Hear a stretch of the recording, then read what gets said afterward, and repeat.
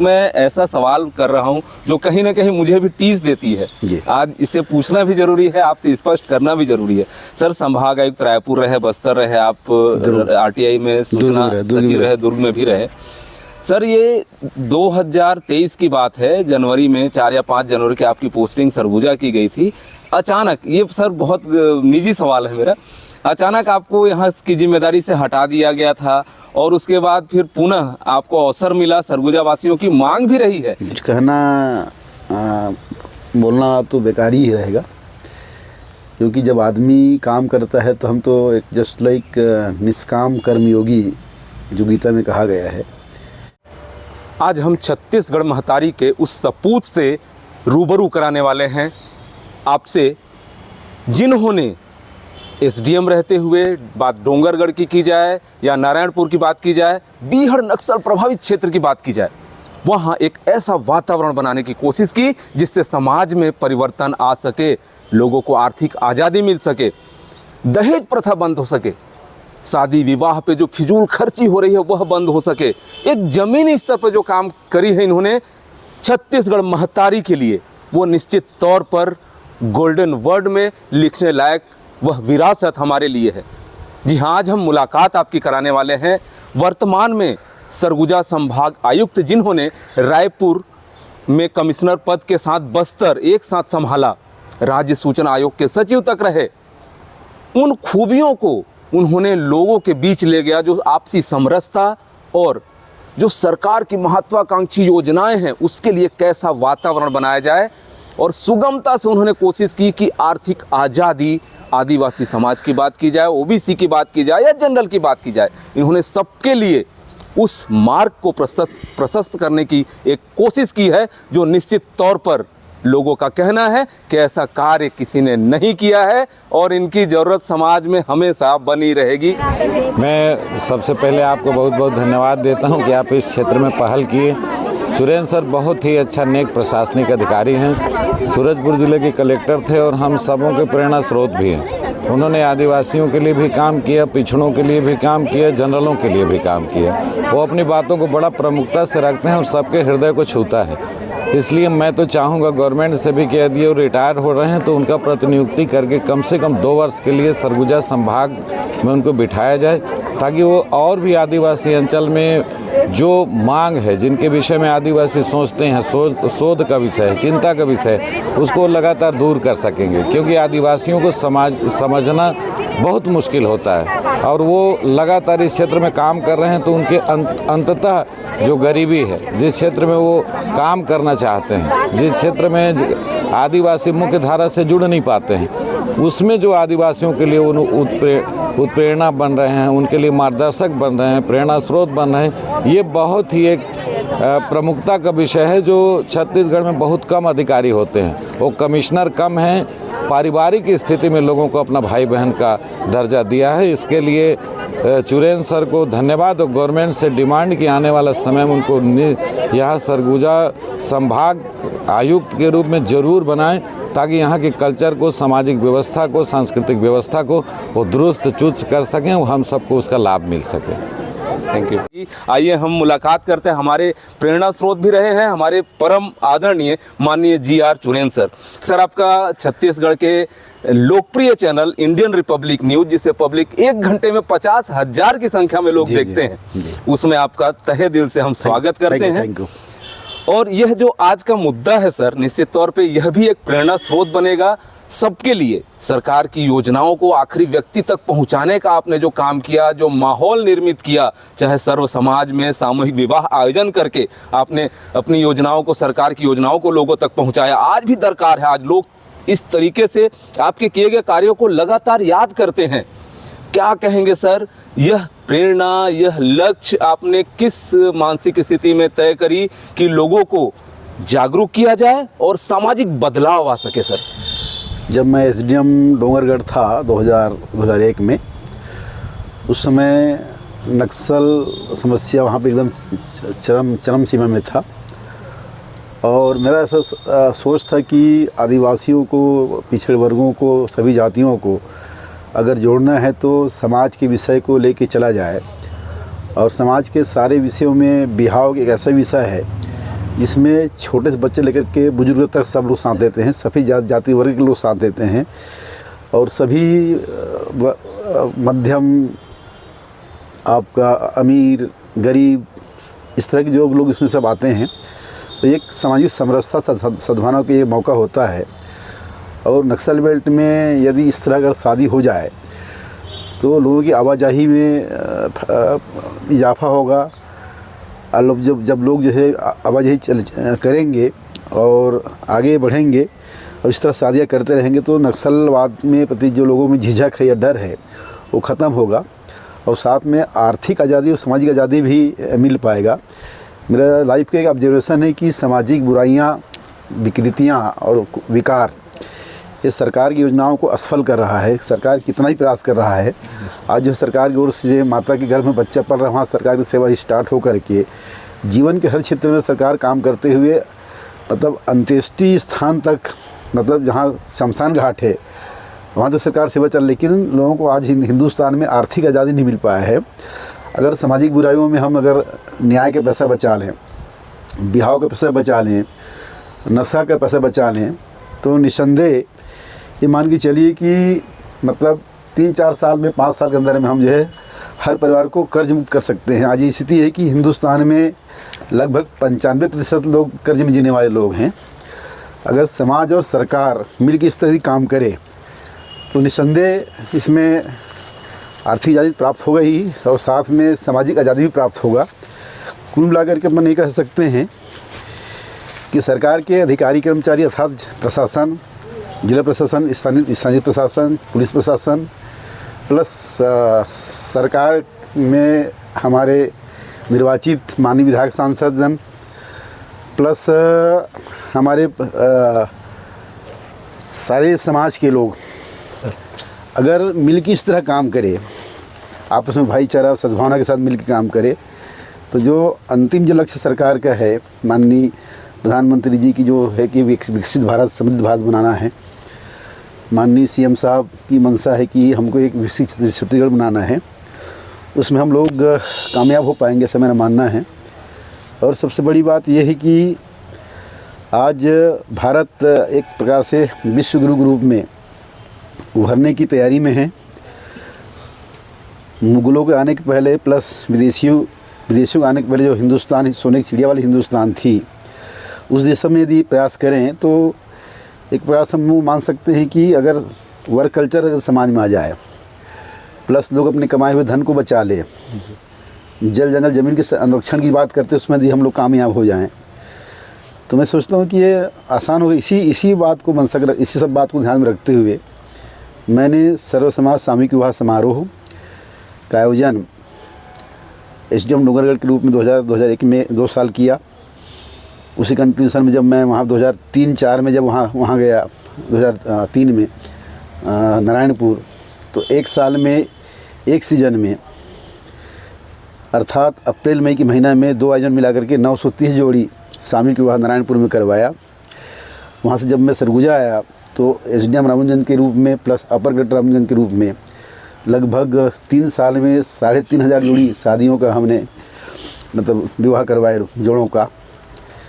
जब कलेक्टर सूरजपुर बना तो 3 साल में 4500 जोड़ी शादी वहाँ करवाया। तो इस शादी के पीछे था कि सरगुजा में एक सिस्टम है ठुकू प्रथा, जो गरीबी के कारण जो शादी नहीं कर पाते थे, लव इन रिलेशन में लोग जो वहाँ पे जीवन में वहाँ करते रहे, आज भी के लोग कर रहे हैं। तो हमारा सोचता कि क्यों ठुकू प्रथा के इस व्यवस्था को समाप्त करके लोगों को हम आर्थिक आज़ादी मिलाएं और गरीबी से मुक्त करें और एक प्रयास से लोग जो है एक आज़ादी की जीवन जिए, ये मेरी मंशा रही है। इसलिए प्रशासन और प्लस समाज के लोग प्लस सरकार के लोग, ये तीनों को जोड़ करके आज काम करना समय की मांग है। मैं बहुत ओपनली बोलता हूँ कि माननीय प्रधानमंत्री जी 24 घंटे में से जो है 16 से 18 घंटा काम करते हैं। माननीय मुख्यमंत्री जब से सीएम बने हैं, मुख्यमंत्री जी बने हैं, तब से वो रात में 2 बजे पहले सो ही नहीं पा रहे हैं, मतलब लगातार काम में लगे रहते हैं। तो हमारे अधिकारी कर्मचारी प्लस समाज के लोग, गांव के लोग, किसान लोग भी इसी तरह अगर मान लो पूरा कर्मठता के साथ काम करें तो भारतवर्ष को आर्थिक आज़ादी लाने में विकसित भारत के रूप में तब्दील करने में कोई दिक्कत नहीं जाएगा। निश्चित तौर पे आपके ये शब्द जो हैं, प्रधानमंत्री का जो परिकल्पना है 2047 तक भारत को विकसित बनाया जाए, आपने गांव के आखिरी व्यक्ति तक को देखा है और प्रदेश की राजधानी के आयुक्त रहे हैं आप, उसके साथ साथ बस्तर को भी संभाला है आपने। क्या लगता है सर, ये जो बातें हैं निश्चित तौर पे आज किस तरीके से सरकार को भी लेनी चाहिए? सरकार की योजनाएं, सबसे बड़ी बात, सरकार की जो महत्वपूर्ण महत्वाकांक्षी योजनाएं हैं जिसके लिए लगातार प्रयासरत रहता है सरकार, उस समय आपका ये जो सामूहिक विवाह का जो वातावरण रहता है, जो टीकावन से लेके आशीर्वाद समारोह जो उसमें आयोजित किए जाते हैं, उस समय सरकार की योजनाएं भी लोगों के दिल दिमाग तक पहुंचती हैं। यह आने वाले समय में इन महत्वाकांक्षी योजनाओं को मूर्त रूप देने, क्रियान्वित करने, क्या मील का पत्थर साबित हो सकती है? निस्संदेह सर्व समाज सामूहिक विवाह का जो आयोजन है उसमें हम समाज के दिग्दर्शन कार्यक्रम भी रखते हैं, लोगों को संकल्प कराते हैं कि हम सामाजिक बुराइयों को छोड़ेंगे। तो निस्संदेह ये आपका पूरा मील का पत्थर साबित होगा, ऐसा मेरा मानना है।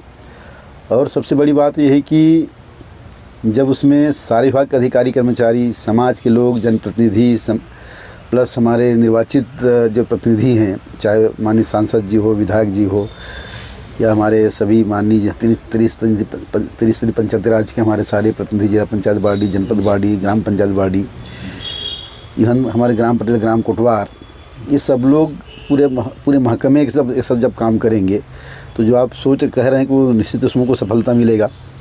इसलिए मैंने भी पूरे संभाग में विकासखंड स्तर पर विकासखंड स्तरीय समन्वय एवं मार्गदर्शी बैठक का मैं आयोजन भी किया है। मेरा सिलसिला चल रहा है। कल वाड्रफ नगर में है, सेकेंड हाफ में आपका रामचंद्रपुर में है। इसकी पीछे मंशा ये है कि उसमें मैंने सभी सामाजिक प्रतिनिधि हैं ब्लॉक स्तर के, उन सबको बुलाता हूँ। उसमें सारी डिपार्टमेंट अधिकारी कर्मचारी रहते हैं, जिला अधिकारी, ब्लॉक अधिकारी, अनुभाग लेवल अधिकारी प्लस क्षेत्रीय कर्मचारियों में सभी लोग आते हैं। और साथ में समाज के लोग भी उसमें आ रहे हैं, प्लस त्रिस्तरीय पंचायती राज के प्रतिनिधि लोग आ रहे हैं। तो उसमें एक प्रतिसाद मिल रहा है कि जब तक हम इतने सारे लोग, समाज, प्रशासन और सरकार, जब तक तीनों साथ मिलकर नहीं चलेंगे तब तक माननीय प्रधानमंत्री जी का, माननीय मुख्यमंत्री जी जो सपना है वो हम साकार नहीं कर पाएंगे। और आज जो है बेस्ट टीम वर्किंग समय की मांग है। आपसी सद्भावना, समरसता, भाईचारा, ये हम सब लोग इस माध्यम से प्राप्त करेंगे।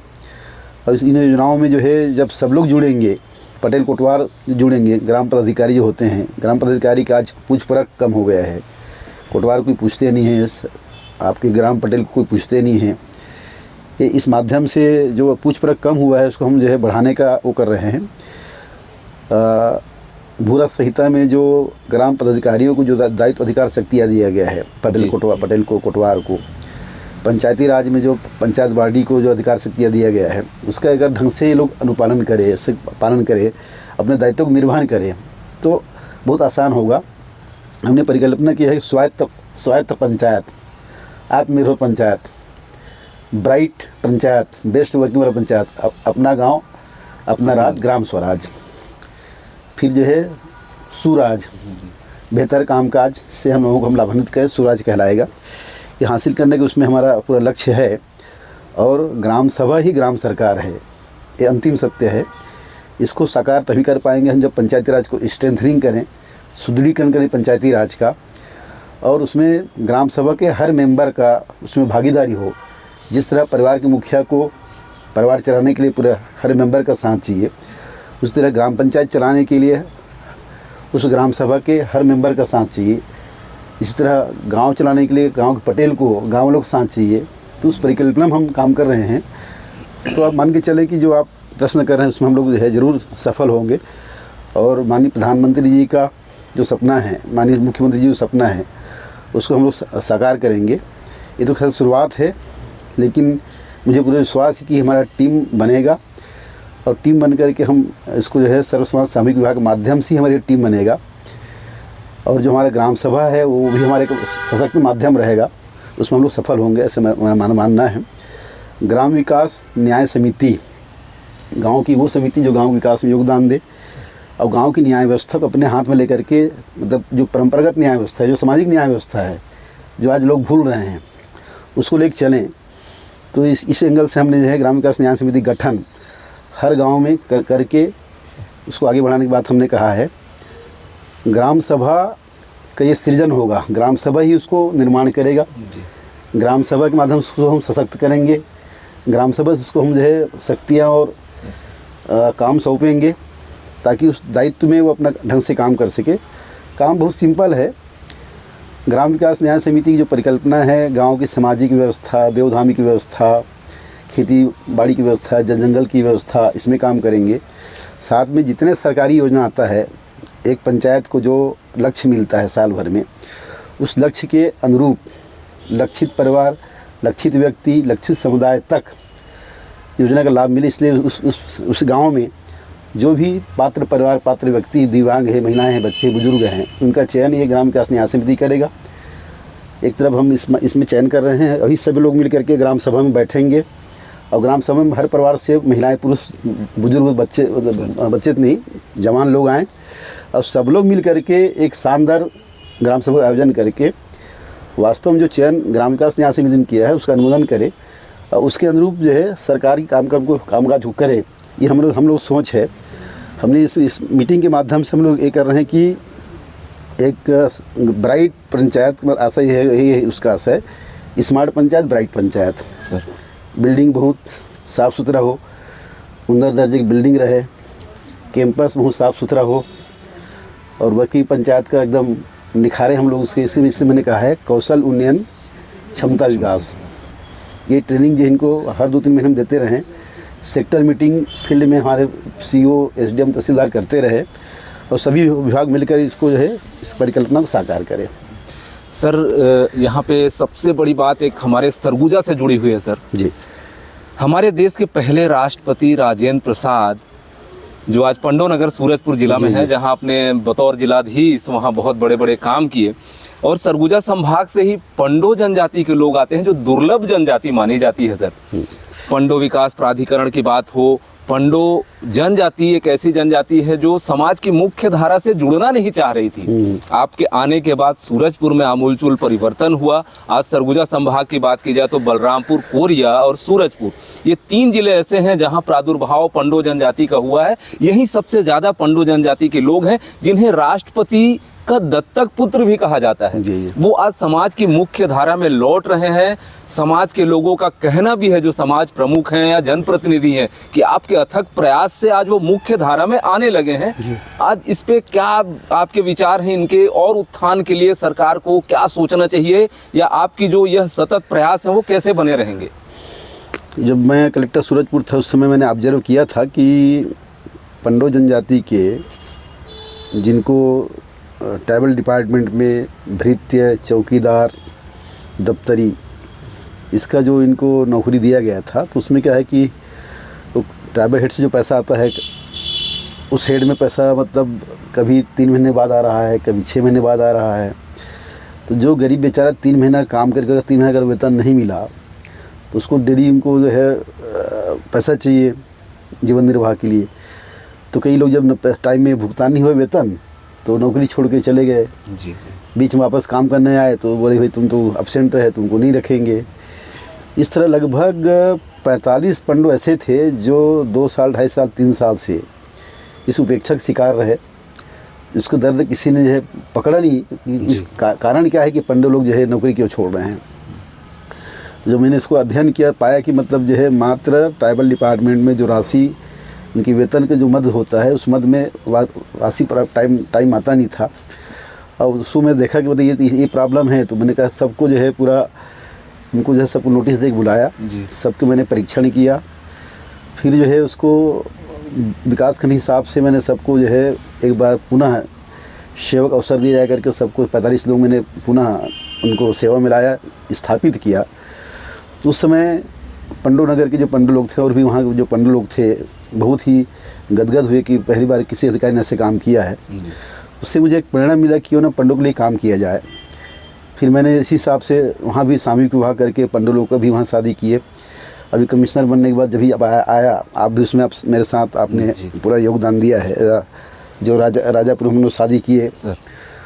फिर आपका सिलफिले में हुआ, फिर आपके जरही बंसीपुर में हुआ। उसमें पंडित लोग जो है काफ़ी मात्र संख्या में अपना शादी करवाए। तो लगभग हम लोग 368 जोड़ी शादी 2 महीने के तैयारी में कर पाए। तो उसमें आपका विशेष योगदान था। तो कहने का आशय ये है कि आज ये बगल में क्या बंदी झरिया ऐसी जी का गाँव है आपका जी। तो इस बंदी झरिया में जो है आपका जो पट्टा FR पंडों दिया गया था, उसमें लगभग 34 पट्टे की ज़मीन जो कि हस्तांतरणी होता है जी। उसको जो है कोई जनरल लोग, मुसलमान, OBC, गुप्ता, बनिया, ये लोग जब खरीद के उसको जो है मतलब जस्ट लाइक बेवकूफ़ बनाते हुए उसको जो है उनकी ज़मीन खरीद के कब्जा कर लिए, अनुबंध करा लिए। उसको मैं आते ही अभियान स्टार्ट किया। तो वो भी अनुबंध पर बंद है, जो ज़मीन खरीदना भी बंद हो गया, जो कब्जा किए थे उसको भी हम हटाना शुरू किए हैं। तो तहसीलदार SDM उसमें इंटरेस्ट लिए हैं, कलेक्टर साहब भी इसमें इंटरेस्ट लिया। तो जो है उसमें हम लोग काम कर रहे हैं। अब जो है पंडो जनजाति के मामले में अपन ये कह सकते हैं कि माननीय प्रधानमंत्री जी की विशेष सोच ये रहा है कि पूरे हिंदुस्तान में जितने विशेष पिछड़ी जनजाति है सर, उनके लिए प्रधानमंत्री जनमन योजना के तहत जो केंद्र सरकार की योजनाएं हैं, 15-16 योजनाओं को लेकर के इसमें केंद्र सरकार ने काम स्टार्ट किया है। हम लोग उसमें प्रयास करें कि राज्य सरकार की योजनाओं को भी साथ में अपन उसको लेकर के जितने विशेष पिछड़ी जनजाति वाले जो गांव है, पंडो, बिघोर, पहाड़ी कुरवा, फिर आपका क्या बोलते हैं नगेसिया उसमें नहीं आएगा, भुजिया तो इधर नहीं है। तो ये जो 3-4 जाति यहाँ पे जो विशेष पिछड़ी जाति है, उसको हम लोग जो है अब विकास की मुख्य धारा में लाने के लिए एक उनके गांव में एक समग्र विकास की योजना बनाते हुए उसको हम आजीविका बेस्ड काम करना चाहेंगे। स्वच्छता ही सेवा है, इसमें भी काम करना चाहेंगे। अपने ही परिवेश में लोगों को रोज़गार मिल जाए, इसके लिए हम लोग काम करेंगे। बेस्ड काम, हार्टिकल्चर बेस्ड काम होगा, जल प्रबंधन और वन प्रबंधन में काम होगा। और विशेषकर उनको देखिए, ट्राइबल में निस्संदेह सामाजिक बुराई में सबसे बड़ा बुराई है दारू। जब तक हम लोग नशा नियंत्रण में काम नहीं करेंगे तब तक इनका आर्थिक विकास हो ही नहीं सकता। खैर, झगड़ा फसाद विवाद के मामले में लोग उतना ज़्यादा नहीं हैं, लेकिन कुछ केस उसको भी आ ही रहा है। और ये बिहाव घर घर में जब तक करते रहेंगे तब तक मेरा मानना है कि आर्थिक आज़ादी नहीं मिल सकता। लोग कर्ज में जिएंगे, ज़मीन बेचेंगे, कर्जा करेंगे, गिरवी न रखेंगे। तो मेरा बहुत स्पष्ट बोलता हूँ कि हमको 3 कसम खाना है, ना कर्ज करेंगे, ना कर्ज करने देंगे, ना ज़मीन बेचेंगे, ना ज़मीन बेचने देंगे, ना गिरवी रखेंगे, ना गिरवी रहन किसी को रखने देंगे। निर्णय समाज का। बहुत बड़ी बात सर, है ना। ये हमारा छत्तीसगढ़ आदिवासी बाहुल्य राज्य है। यहाँ लोग वनों से जुड़े हुए हैं। आज भी कंदमूल खाकर जीने वाली जनजातियां भी हैं जो समाज के मुख्य धारा में नहीं जुड़ना चाहती हैं। सर ने बहुत कोशिश की है समाज के मुख्य धारा में लाने की। आपने इन कोशिशों को सुना। ढुकू प्रथा क्या होती है? सबसे बड़ी बात, लिव इन रिलेशनशिप जिसे कहा जाता है। तो साहब का जो मार्मिक सोच है, हमारे GR चुरेन सर का जो मार्मिक सोच है समाज के लिए, वो मैं बताना चाहूँगा। कुछ ऐसे पंडो जनजाति या दुर्लभ जनजातियां जो जंगल में निवास करती हैं, आज भी कर रही हैं। कोदो, कुटकी, कई ऐसे अन्य हैं जिन्हें उपजाती है और खाती है। वो लोग गरीबी की वजह से, उनके पास उस ज़माने में, उस समय में पैसा नहीं इतना रहता था कि वो शादी कर सकें, या विवाह के जो सामग्रियां हैं उनको भी बाजार जाना नहीं पसंद करते थे। वो दूर जाना नहीं, जंगल से निकलते नहीं थे। वहाँ से इस ढुकू प्रथा अर्थात ऐसे लोग जो पैसे और धन अभाव में नहीं कर पाते थे विवाह, उससे सर आपने मुक्त कराया समाज को। सबसे बड़ी बात ये, निश्चित तौर पे हम लोगों ने कोशिश भी की थी, Limca book of world record में भी दर्ज होने वाला था। लगभग 14,000 से ज़्यादा जोड़ियों को आपने बसाया है, उनका घर बसाया है। क्या मानते हैं, यह जो एक बहुत बड़ी सोच है, ये आने वाले समय में किस तरीके से लोग पूरी करेंगे? इसके लिए समाज को क्या संदेश देना चाहेंगे सर आप, ताकि समाज को संदेश तो मैं ही देना चाहूँगा कि कहा गया है अपना निर्माण अपने हाथ में है, अपना विनाश भी अपने हाथ में है सर। तो जो आज की जो समाज जो चल रहा है वो विनाश के पथ में चल रहा है। जिस राष्ट्र में बच्चा गर्भ में पल रहा है, वहाँ से लेकर सरकार की सेवा चल रहा है। और जीवन हर क्षेत्र में सरकार सहयोग कर रहा है। और अंत्येष्टि के समय तक, शमशान घाट तक सरकार की सेवा है। आपका एक प्रकार से फ्री में आवास, फ्री में इलाज, सस्ता अनाज, लगभग वो फ्री के बराबर ही है। फिर आपका जो है खेत खलिहान में बहुत सारे अनुदान हैं, लाइट में अनुदान प्लस आपका छूट की व्यवस्था है। तो ये सब कुछ जब सरकार कर रहा है तो ऐसी स्थिति में हमारा हिंदुस्तान समाज, हमारे छत्तीसगढ़ समाज को बहुत आगे बढ़ जाना चाहिए था। तो मेरा ऐसा मानना है कि जो मेरे जीवन का निष्कर्ष है, कर्मठता में ही सारे सद्गुण समाया हुआ है। जिस परिवार में काम काम काम काम का माहौल है, वहाँ कोई बुराई नहीं आएगा। जो लोग ठोस बनेंगे, मैं बोलता हूँ लोगों को, जो है ठोस कमाओ, ठोस खाओ और स्वस्थ रहो। इसमें हमको काम करना पड़ेगा। सामाजिक बुराइयाँ सरकार के सारी योजनाओं को असफल कर रहा है। जब तक हम सामाजिक बुराइयों को कंट्रोल नहीं करेंगे, उसको ख़त्म नहीं करेंगे, सरकारी योजना हिंदुस्तान में कभी सफल नहीं हो सकता। ये मेरे जीवन का निष्कर्ष है। इस पर आज तक किसी ने मेरे मामले गहन चिंतन नहीं किया और ध्यान भी नहीं दिया गया है। अगर अब जो है हम सरकार, प्रशासन और समाज तीनों एंगल जब मिल के इसमें काम करेंगे तो मैं बोलता हूँ कि 3 से 5 साल में हमारे हिंदुस्तान को आर्थिक आज़ादी मिल जाएगा। हर परिवार कर्ज से मुक्त हो जाएंगे। और एक बात अंतिम सत्य है कि जिस परिवार में सियान या मुखिया की मान मर्यादा है, पूछ परख है, अनुशासन में वो परिवार रहता है, तो उसको हमको जो है पुरखों की पुरानी परंपरा को हमको वापस लाना होगा। परिवार में मुखिया की मान मर्यादा बढ़े, गरिमा बढ़ाएं, उसके हाथ में धन संपदा हो ताकि परिवार के मेंबर उससे जुड़े रहे। आज जो है हर परिवार में आप अनुभव करते होंगे कि उच्च श्रृंखलता, बिखराव बढ़ रहा है सर। और जब तक भी जब हमारी जाति समाज ठीक नहीं रहेगा तो राष्ट्र कैसे ठीक हो सकता है? व्यक्ति से समाज, समाज से आपका राष्ट्र, समाज बेहतर है तो राष्ट्र बेहतर है। तो मेरी परिकल्पना ये है कि समाज सेवा ही राष्ट्र सेवा है।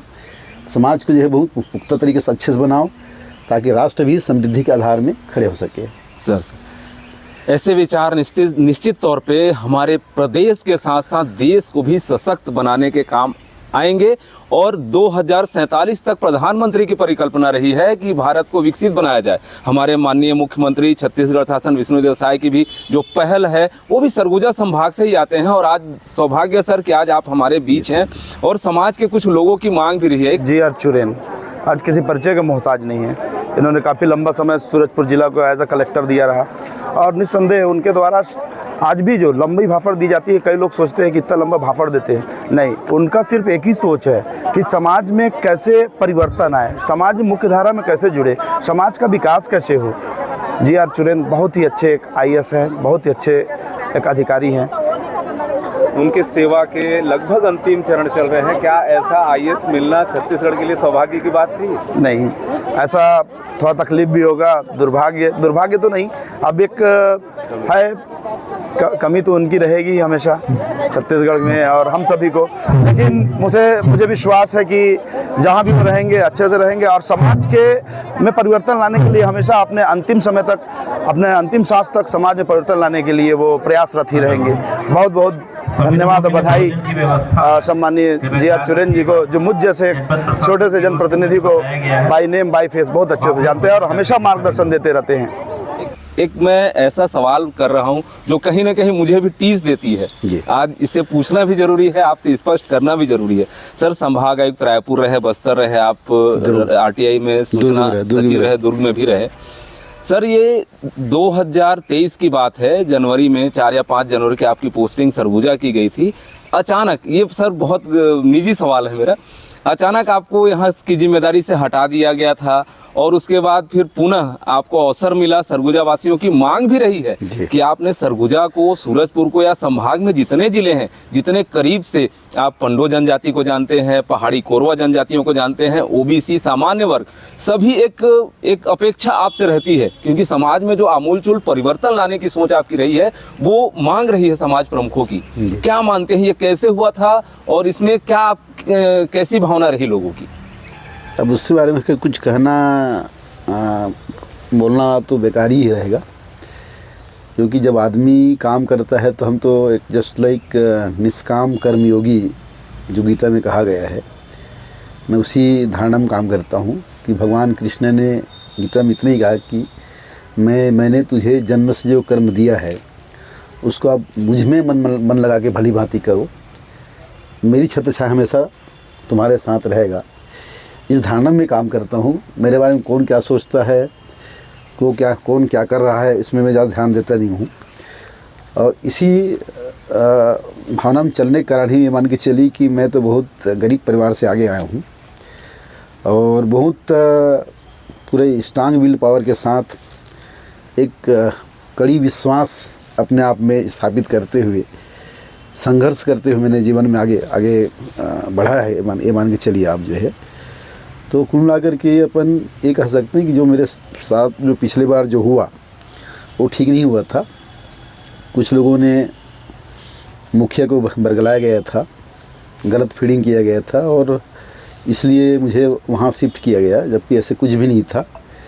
क्योंकि मैं जहाँ भी एसडीएम रहा, अपर कलेक्टर रहा, कमिश्नर रहा, कलेक्टर रहा, हर जगह लोग मुझे लाइक किए हैं, मुझे लोग पसंद करते रहे हैं। अब कुछ तो जब हम लोग फील्ड प्रशासन में काम करते हैं तो जब ईमानदारी से काम करो, सही काम करो, तो जिसका हित प्रभावित होता है वो तो खुद 2-4 दुश्मन पैदा हो ही जाते हैं। तो खैर प्रशासन में और सरकार में चलता रहता है। लेकिन ये है कि काम वो होता है कि दुश्मन भी आने वाले कल में आपके काम को सराहे और एक प्रकार से सम्मान दे। ये तो जनरली ऐसे हो ही जाता है। तो कुल मिला ये कह सकते हैं कि जो है अब उसमें हटाने वाली बात जो भी आई थी वो अपनी जगह है। जो भी क्या हुआ कैसे हुआ वो लोग जाने। लेकिन मैं जिस तरह माननीय प्रदेश के मुखिया जी ने, माननीय मुख्यमंत्री जी श्री विष्णुदेव साय जी ने मुझे जो अवसर दिया, मेरे सम्मान की वापसी किया, प्रतिष्ठा की वापसी किया, उसके लिए मैं बहुत बहुत धन्यवाद उनको देना चाहूँगा। उनका आशीर्वाद मेरे साथ रहा है और वैसे आशीर्वाद बड़ों का मिलता है। तो हम लोग जो है गरीबों के लिए, गांव के लिए, धरती माता के लिए, गौ माता के लिए, यहाँ तक कि जो हमारे कुल देवता होते हैं, फिर हमारे खेती किसानी धरती माता होती है, उसकी सेवा की बात हम जो बात करते हैं तो बहुत सुकून मिलता है और लोग भी इसमें जुड़ते हैं। मैं तो भी लोगों को कह रहा हूँ कि वह जो जिस परिवार में मतलब माँ बाप का और परिजनों का सम्मान हो, सगासिल का सम्मान हो, जहाँ पे कुल देवता की पूजा पाठ पूरे विश्वास के साथ किया जाए और जहाँ पे गौ माता का मतलब कैसे सेवा हो और जहाँ धरती माता बाड़ी बकरी की जो लोग सेवा करें और अंतिम व्यक्ति जो व्यक्ति अपने समाज और परिवार की सेवा करेगा वो परिवार की भी दुर्गति में आ ही नहीं सकता। तो इस धारणा में काम करता हूँ और लोग अपन यही कह रहे हैं कि भाई जो हमारे पुरखों ने जो हमको हमारे लिए जो व्यवस्था बनाया था, जो कम में जब कमी थी हमारे बीच में, रोज़गार के साधन कम थे, आजीविका साधन कम थे, लोग जो है न्यूनतम आवश्यकता में अपने लोग जो है पूर्ति करते थे, अपने जीवन निर्वाह करते थे, तो उसमें कोई टेंशन था ही नहीं, कोई उस तरह की बीमारी भी नहीं था लोगों में। अब तो सारी सुविधाएं हो गया, लेकिन आज के आदमी तो ही लोगों में संतोष नहीं है। तो संतोषी लाइफ के लिए अच्छा है कि पुरखों की व्यवस्था में जियो, जल को बढ़ाओ, जंगल को बढ़ाओ, खनिज को संरक्षित करो, ज़मीन जो आज जो लोग बेचे जा रहे हैं उसको बेचना बंद करें, जो ज़मीन सरकारी ज़मीन हमारे बीच में है उपलब्ध है उसमें लोग कब्जा ना करें, जिनको आवश्यकता होगा, हमारे नगरीय निकाय बॉडी है, हमारे ग्राम सभा ग्राम पंचायत है, वहाँ प्रस्ताव पारित करो, सरकार को प्रस्ताव भेजो, जिला कलेक्टर को प्रस्ताव भेजो, वहाँ से अपनी ज़मीन आवंटित कराओ, अनुमोदन करवाओ, आपस में फिर जो पात्रता बेस बनता है उस पात्रता के बेस पे लोगों को मिलना चाहिए ताकि ज़मीन लॉन्ग लाइफ सबके लिए सुरक्षित बना रहे। Thank you. संघर्षों की कहानी, गरीबी से, संघर्ष से, इस ध्येय से गीता की बात आपने की, कर्मण्येवाधिकारस्ते ना फलेषु कदाचन, कर्म की करे जाओ, फल की चिंता मत करो। कितना अच्छा संदेश प्रशासनिक अधिकारियों के साथ जो आपके फील्ड में रहते हैं, आपके अधीनस्थ हैं, उनके लिए एक बहुत बेहद अच्छा संदेश आपने दिया। कर्म करो, आप फल की चिंता मत करो, कर्म अच्छे करो, नैसर्गिक और प्राकृतिक करो। आपने सुना माननीय जी.आर. चुरेंद्र के संघर्षों की कहानी, जो निश्चित तौर पर आज के युवा पीढ़ी के लिए, आज के समाज में कार्य कर रहे अधिकारियों के लिए, चाहे बात राजस्व की हो, जल जंगल जमीन की रक्षा करने वालों की हो, उनके लिए एक बेहद ही कहा जाए तो प्राण वायु के जैसा आपका संदेश निश्चित तौर पर इनके लिए है। आज के युवा पीढ़ी के लिए सर क्या संदेश रहेगा? आज की युवा पीढ़ी, आपने कहा बुजुर्गों की इज्जत होनी चाहिए, माता पिता की इज्जत होनी चाहिए, इस पे लोग फॉलो कैसे करें आज जहां लोग मोबाइल की दुनिया में घुस रहे हैं? इसके लिए क्या प्रयास करने चाहिए? युवाओं के लिए क्या संदेश रहेगा सर? आज की नई पीढ़ी के लिए संदेश मेरा इतना ही है। नंबर 1, माता पिता का सम्मान करे, पुरखा परिजन की व्यवस्था में चले, और सबसे बड़ी बात है कि अगर सामाजिक बुराइयों से मुक्त रहना है तो मैंने कहा कि कर्मठता में ही सारे सद्गुण समाया हुआ है। आज की युवा पीढ़ी है काम काम काम काम के माहौल में रहे, अच्छा शिक्षा ग्रहण करे, तकनीकी नॉलेज अच्छा प्राप्त करे, और सबसे बड़ी बात यही कि जो माननीय प्रधानमंत्री 2047 तक विकसित भारत जो बनाना है, उसमें हम सब लोग नए पीढ़ी के साथ मिलकर काम करें। और जो आपका समृद्ध भारत की जो बात हम कर रहे हैं, हर परिवार को आर्थिक आज़ादी में और सामाजिक आज़ादी में आने के लिए नए पीढ़ी अपना काम करे। और विशेषकर नए पीढ़ी जो है, जो धन कमाते हैं, कमाए धन को अपने माता पिता के हाथ में सौंपे, और वक्त पड़े तो आवश्यकता उस माता पिता से फिर अपने आवश्यकता के हिसाब से प्रतिपूर्ति के लिए कुछ मांग ले। सर तो इससे बड़ा किसी माता पिता के सुख का जो आधार होता है, उससे बड़ा आधार नहीं मिल सकता किसी माता पिता को। हम तो चाहेंगे नई पीढ़ी जो है, मतलब ये जो पान पराग गुटखा का जो आदत है, नशा दारू जो आदत है, आलतू फालतू खर्चे की जो आदत है, इसमें ना आए, बल्कि कमाए धन को बचा करके जिस बिजनेस की बुनियाद में, जिस खेती की बुनियाद में नई पीढ़ी आज आगे बढ़ा है, उस बुनियाद को अपने अपने परिवार में, अपने अपने घरों में और बढ़ाएं, ताकि उस बुनियाद के आधार पर उससे भी अच्छे पर्सनालिटी उन परिवारों से निकलते रहे, और परिवार के हर मेंबर राष्ट्र कल्याण में जुड़ा रहे। ये मेरा उनको संदेश है। आपने सुना, बहुत कीमती समय हमने आपका चुराया सर। Thank you. जो आने वाले समय में, जो भविष्य में जो पीढ़ियां तैयार हो रही हैं, जो वर्तमान में अधिकारी कर्मचारी अपने कर्मठता से पीछे भाग रहे हैं, उनको कर्मठ का इसका संदेश आपने दिया। वातावरण कैसे तैयार होगा, सरकार की महत्वाकांक्षी योजनाएं कैसे पहुंचेंगी लोगों तक, इस पे आपने बहुत ही बढ़िया जो चित्रण किया है। निश्चित तौर पर यह जो साक्षात्कार हमारा आज है माननीय जी.आर. चुरेंद्र सर, संभाग आयुक्त सरगुजा, वो प्रेरणा का एक स्रोत के साथ साथ एक ऐसा मार्गदर्शिका हमारे लिए है जो भारत को विकसित बनाने के लिए कहीं ना कहीं बहुत बड़ा एक पहलू साबित हो सकता है। माननीय हमारे प्रदेश के मुख्यमंत्री श्री विष्णुदेव साय जी ने आपको अवसर दिया, ये बहुत बड़ी बात सरगुजा वासियों के लिए रही है।